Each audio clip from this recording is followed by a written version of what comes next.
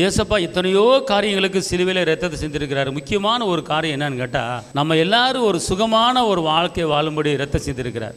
நல்லா தெரிஞ்சுக்கொள்ளுங்க. அவர் உடம்பு பூரா ஏன் காயப்பட்டது? அவர் தலையிலிருந்து அவர் கால் வரைக்கும் காயப்படாத இடம் ஒன்றுமே கிடையாது, எல்லாமே காயம். ஏன் அப்படின்னு கேட்டால், நம்ம உடம்புல காயப்படாமல், நம்ம உடம்புல எந்த ஒரு ஆப்ரேஷன் பண்ணாமல், நம்ம உடம்புல கத்திப்படாமல் இருப்பதற்காகத்தான் இயேசு அவர் உடம்புல சாட்டடிப்பட்டு காயப்பட்டார். அதை நல்லா புரிஞ்சுக்கொள்ளுங்க. இயேசுடைய சிலுவை மரணத்தை குறித்து நீங்கள் சாதாரணம் நீங்கள் எண்ணக்கூடாது. அவர் கீழே விழுந்ததுக்கு ஒரு காரணம் இருக்குது, அவர் காரி உமிழப்பட்டதுக்கு காரணம் இருக்கிறது. அவர் 3 முறை கீழே விழுந்தார், கையில் ஆணிகள் அடிக்கப்பட்டார், காலில் ஆணிகள் அடிக்கப்பட்டார், 3 முறை கீழே விழுந்தார். இது எல்லாமே ஏன்னு கேட்டால், பாட்பாட்டா நொறுக்கப்பட்டார்.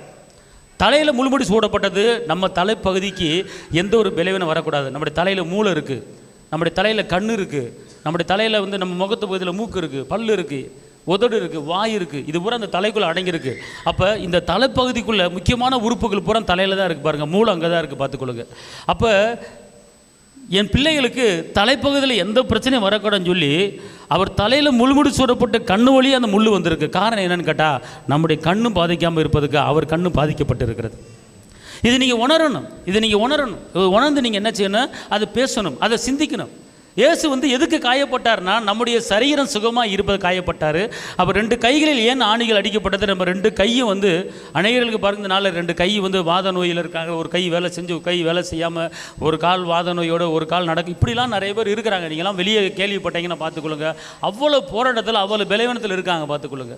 ஆனால் இயேசு அந்த மாதிரி நீங்கள் இப்போ ஒரு வேளை உங்களுக்கு கை வலி வருதுன்னா, எனக்கு கை சுகமாக இருக்கும்படி இயேசு கைகளில் ஆணிகள் அடிக்கப்பட்டது நிமித்தமாக என் கை சுகமாக இருக்கிறது என்று நீங்கள் அதை உணரணும், அதை சிந்திக்கணும், அதை பேசணும்.